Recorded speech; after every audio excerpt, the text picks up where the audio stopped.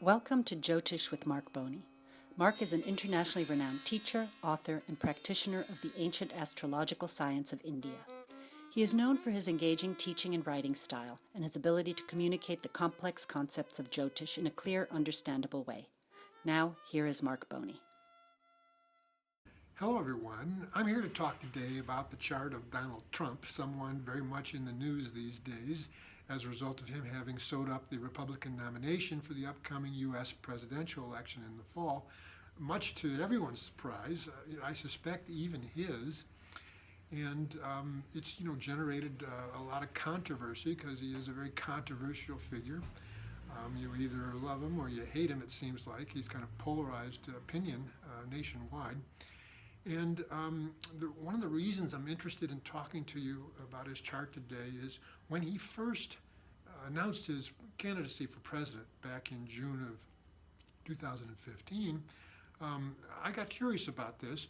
I had his chart. I've had it for a long time. I actually used it back in the 90s to illustrate combinations known as Dan yogas, or planetary combinations that can show the karma of someone becoming very wealthy, which, as you might suspect, he has this in his chart in spades.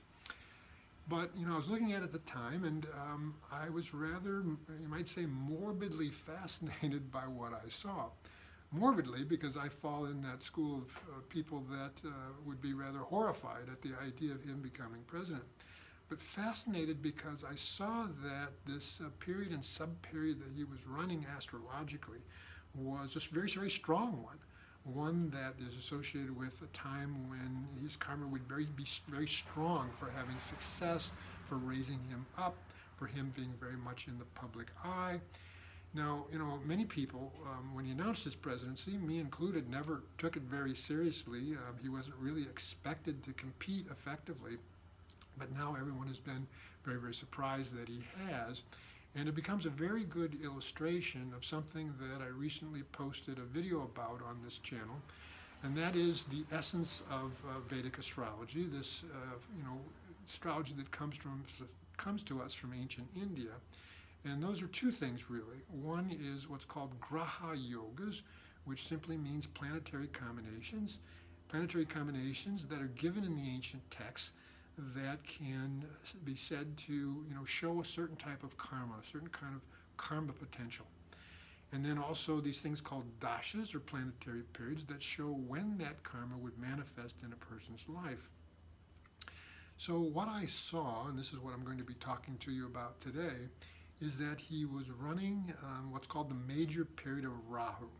Rahu is the Sanskrit term used in this system of astrology to denote something called the north node of the moon.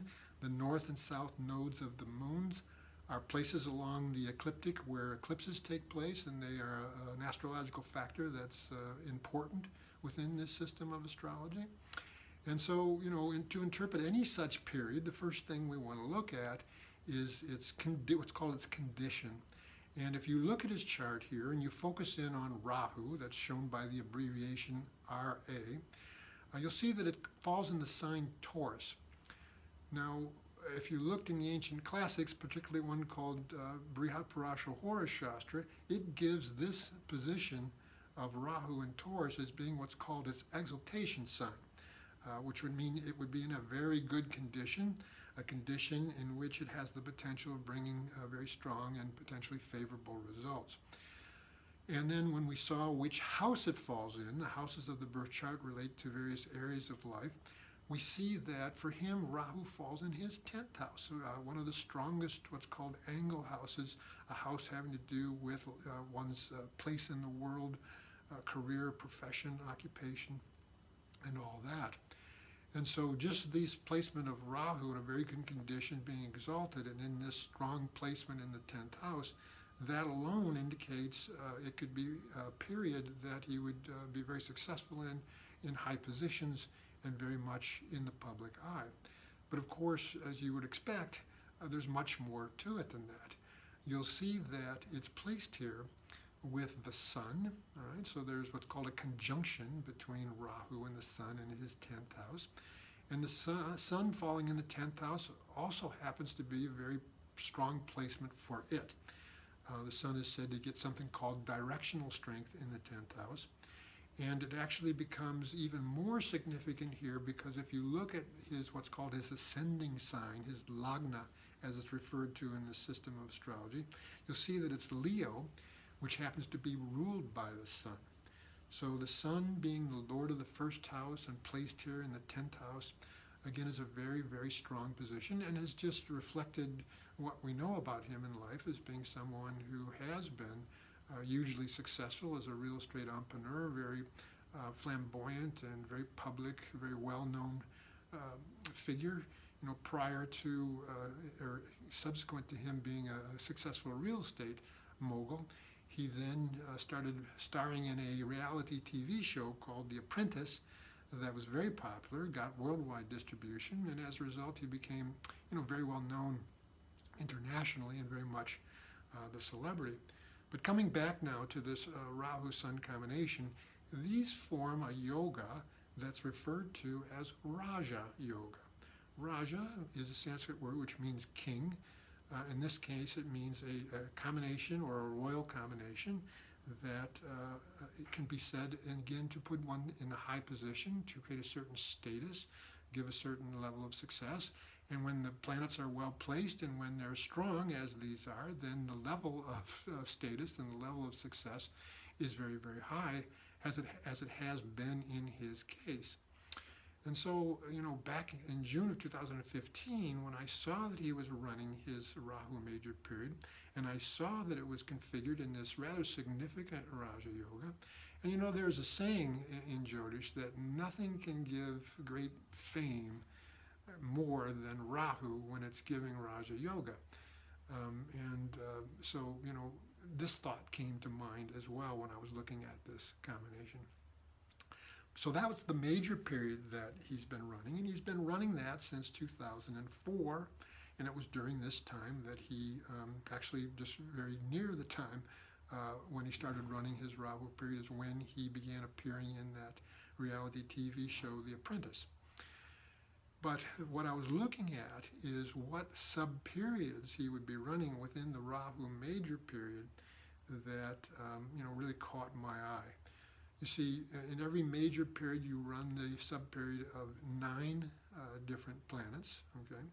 And I saw that, at the point when he would really start contesting elections, and also when it would be the time of the US election, and even thereafter, a time when a person would be inaugurated as president, he was going to be running his major period of Rahu, sub-period of Mars. And this is what really sort of intrigued me. And let me explain why. For anybody with his birth chart, that is his ascending sign Leo, Mars is said to become a very significant planet. It's said to be, it's given a special term. The term is Yogakaraka, which just means a planet that by itself can give a particularly good fortune. It's particularly sort of, again, this idea of Raja Yoga and status and success. And particularly if it's well placed. And in his case, it is. You see that his Mars is placed in his first house. And this also is what's called a Raja Yoga combination. And so the fact that he was going to be running during the time of elections, this major period of Rahu and then the sub-period of Mars, it just looked really strong to me. But there's a more subtle point that I want to highlight here. Anyone who knows anything about astrology is familiar with the 12 zodiacal signs and the fact that some planet is said to rule each of these signs. Well, in this form of astrology, there's another division of the ecliptic that is utilized. It's called Nakshatras, or sometimes referred to as the lunar mansions, that's based on the average daily motion of the moon. And there's 27 of these. And each of these 27 nakshatras in Vedic astrology also is said to be ruled by a particular planet. Now, again, I'm getting a little bit more complex here, but one way to get a good clue, a big clue, as to some of what a major period can bring is to see which nakshatra it falls in and to see which planet rules that nakshatra. And in the case of Donald Trump, his Rahu falls in a nakshatra called Mrigashira, and that's ruled by Mars, his Yogakaraka planet Mars, a strong functional benefics, as it's referred to, for his particular lagna.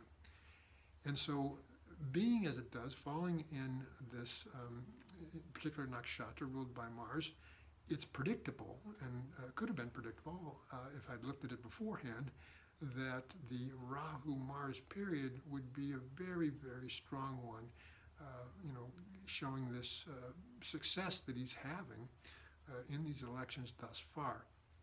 Of course, the questions that is on everyone's mind, and something I'm getting a lot from my family and friends and my students, is whether or not this would seem to indicate that he is actually going to become the U.S. president. Now, I'm not ready to pronounce upon that at the moment, simply because that's always not just a question of one person's chart, but in the case of an election where there's two main candidates, it's a comparison between those two candidates. And the problem with that right now is that there's some real controversy around the correct horoscope of the other candidate, the Democratic candidate, Hillary Clinton. She herself has given different times. Her mother has actually given different times. Surprisingly, no written record has surfaced of a birth certificate that has a time in it. Maybe it will. But at the moment, there's just speculation about what is her correct lagna, what is her correct time of birth. The main candidates are either Gemini lagna or Libra lagna. And so actually I'm in the process right now of trying to assess which one that I think is accurate just by looking at life events and their timing, and have not yet completed that process. When I do, and I feel I do have her accurate chart, I will at some point do a video in which I'm comparing the two at the time of the election, comparing the two at the time when the inauguration would take place and thereafter, and would give my opinion as to which candidate I believe is going to be elected president, as I have in all the U.S. elections in recent history, going back to the year 2000, and I've been fortunate enough so far at least to be right. So this is what I wanted to talk to you about and show you today. Again, the essence of Jyotish is this idea of yogas and of dashas. I'm actually going to be doing a video subscription series coming up here, starting just right around the corner next week, June 15th. If you have some interest in learning about the Graha Yogas of Jyotish, I welcome your participation. You can go to my website, www.marcboney.com, and you'll see a page that you can click into that gives you all the details of this program. For now, we'll just keep an eye on what happens as the election unfolds here, and then stay tuned for further input from me about both the chart of Donald Trump and Hillary Clinton with regards to the upcoming election. For now, I wish you namaste. Learn more at www.marcboney.com.